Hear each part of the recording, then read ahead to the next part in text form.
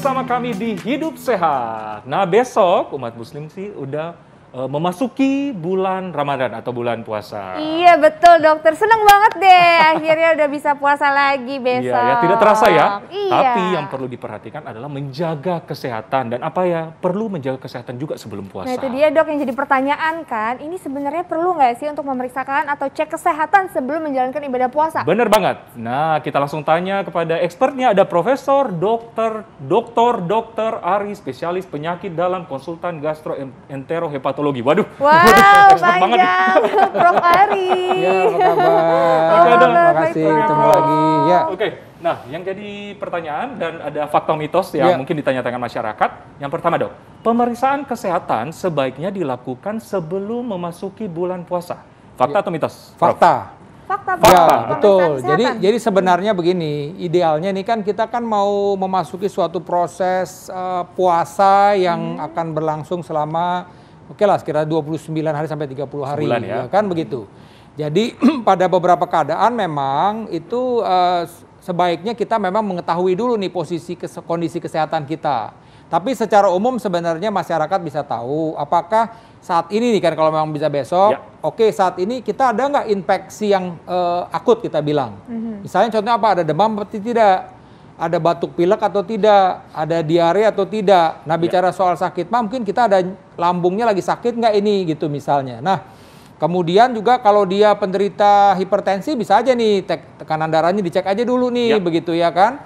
Kemudian kalau tadi memang punya alat lab di rumah yang bisa secara cepat begitu, silakan kalau mau dicek kadar gula darah boleh.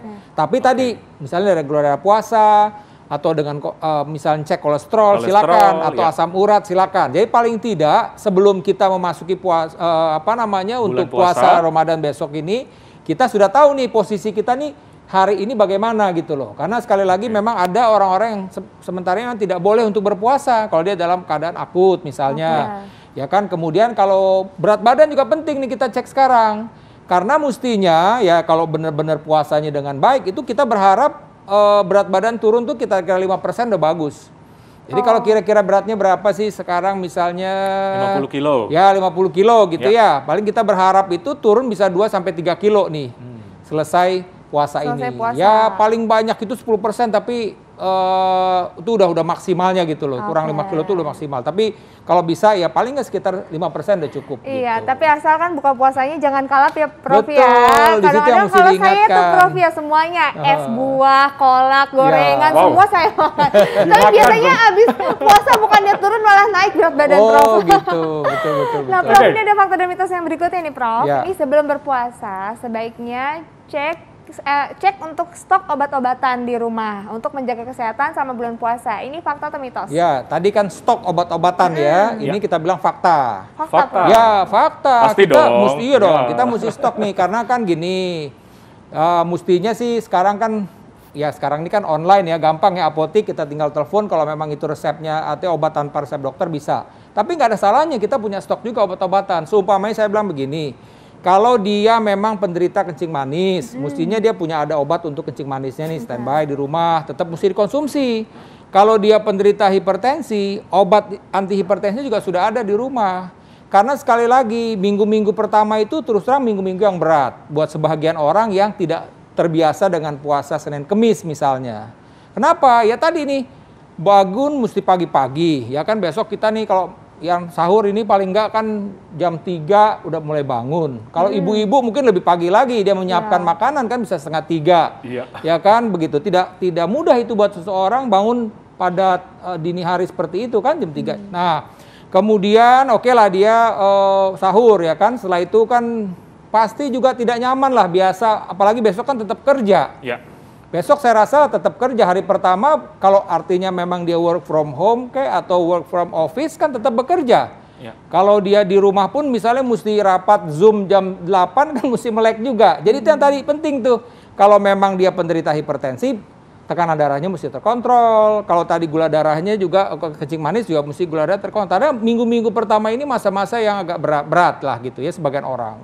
Sebagian juga mungkin nggak nyaman lambungnya ya kan karena memang penyesuaian tadi Ya kan nggak umum ya orang jam 3, jam setengah 4 udah mesti makan pagi. Breakfastnya itu kan dimajukan tuh. Biasanya mungkin jam 7, ini dimajukan sampai 4 jam. Tidak nyaman terus terang aja begitu.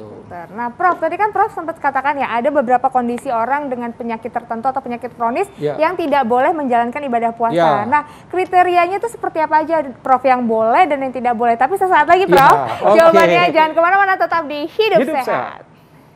Iya, itu dia tadi beberapa manfaat puasa bagi kesehatan. Tapi kita perlu menginformasikan ya dokter kepada para pemirsa, karena ada beberapa kelompok penyakit atau kondisi tertentu yang tidak diperbolehkan untuk berpuasa. Apa aja nih Prof Ari? Gimana Prof? Jadi pertama tadi saya sudah sampaikan juga, apabila kita saat ini dalam kondisi akut, ya penyakit akut. Maksudnya infeksi akut atau apapun yang bentuknya akut. Maksudnya bagaimana? Misalnya saya ambil contoh kalau dia sekarang lagi orang sakit mah, sekarang lagi mual-mual, muntah-muntah ini. Nah tentu kan kalau dia berpuasa nanti dehidrasi, ya kan begitu. Kemudian lagi kalau misalnya dia saat ini sedang diare. Nah kan diare kan akan cenderung dia akan dehidrasi juga, kekurangan cairan, itu tidak boleh, ya kan. Kemudian hal yang lain misalnya lagi panas, demam. Nah kita kan nggak tahu nih demamnya apa. Misalnya kan apapun demam, itu juga pasti akan menyebabkan kita butuh banyak minum, itu tadi ya. Jadi hal yang lain. Nah kemudian misalnya lebih ekstrim lagi, pasien-pasien yang lagi dirawat di rumah sakit udah pasti misalnya apakah dia karena muntah darah, BAB berdarah atau yang lain. Dan kemudian juga pasien-pasien kanker yang memang lagi problem, lagi dirawat nih, lagi kemoterapi misalnya, itu juga nggak boleh. Kemudian juga kita sebutkan pasien-pasien yang gagal ginjal kronik, yang fungsi ginjalnya itu memang sudah sangat menurun, biasanya kita ambil kurang dari 5%, wah itu udah nggak boleh. Atau pasien-pasien dengan gangguan penyakit liver kronis yang kita bilang udah sampai serosis hepatis, ya udah bengkak kakinya, itu nggak boleh. Jadi artinya kondisi-kondisi yang dimana memang kita bilang itu lagi sakit gitu loh, ya secara fisik kelihatan bahwa dia sakit, itu memang tidak dianjurkan untuk berpuasa, ya itu kira-kira poinnya. Kemudian untuk usia lanjut bagaimana?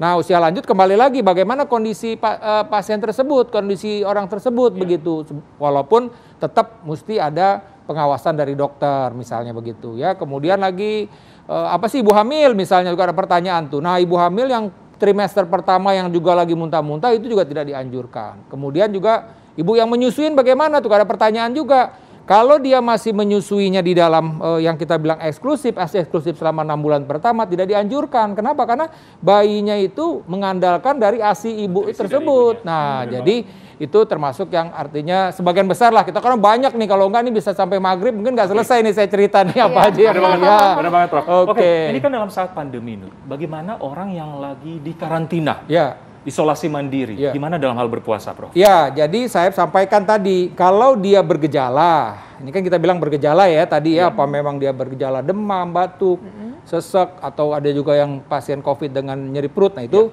memang tidak boleh. Tapi kalau dia tanpa gejala, itu pertanyaannya bagaimana nih kalau tanpa gejala? Nah, kalau saya bilang silakan berpuasa tapi tentu dengan pengawasan. Artinya perlu pengawasan dokter, atau juga dia mesti lihat kalau ternyata di dalam berpuasa kok jadi pusing, jadi apa, lebih baik dibatalkan begitu. Kira-kira begitu. Oke.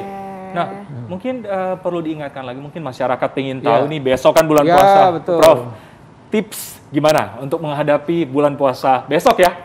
Perlukah cek kesehatan? Gimana Prof? Ya, jadi tadi kan saya sampaikan nih, kira-kira ya kita tinggal beberapa jam lagi ya udah mesti taraweh misalnya, kemudian besok pagi juga udah mulai sahur ya. Terus terang saja, memang yang harus kita awasi adalah minggu-minggu pertama ini, begitu ya. Minggu pertama ini ada hal-hal yang memang bisa terjadi, tolong dilihat. Kalau memang ini artinya ketika kita berpuasa sampai muntah-muntah, kemudian ada hal-hal yang lain, misalnya sakit kepala, melayang, sebaik dibatalkan. Nah, kemudian juga hal yang mesti diperhatikan adalah cara kita memilih makanan tadi. Jadi misalnya pada saat sahur tuh mesti lihat-lihat tuh. Jadi kita orang yang bisa minum kopi, yang biasa minum kopi, usahakan pada saat sahur itu tidak minum kopi, karena kopi itu akan merangsang buang air kecil ya. Kemudian pilihan makannya juga jangan terlalu yang complicated, rendang, gulai dimakan pada saat sahur sebaiknya jangan. Kemudian cara berbukanya juga, nah cara berbukanya kita mesti perhatikan, buka tadi minum dengan air putih, silakan dengan kurma misalnya, kemudian kita sholat maghrib baru makan besarnya. Tapi juga nggak boleh berlebih-lebihan. Dan sekali lagi jangan gini, di kepala kita tuh jangan kita pas buka itu memindahkan makan siang kita di berbuka, jadi double nggak boleh. Itu namanya balas dendam, nggak boleh. Karena tadi kita tidak mendapat manfaat atau hikmah sehat berpuasa Ramadan gitu. Wow, lengkap banget tipsnya ya. Terima kasih banyak. Terima kasih banget, Prof. Prof. Terima kasih. Terima kasih. Ini sudah Yang jelas paling- ya bahwa sudah kita jelas, harus benar. mengatur semuanya, Dokter Benar, Ernest ya. yang paling penting kenali dulu gejala Anda, kenali diri Anda ya, supaya mempersiapkan bulan puasa besok dengan tetap semangat, tetap sehat. Iya, Ya. benar Gimana, Intan? banget.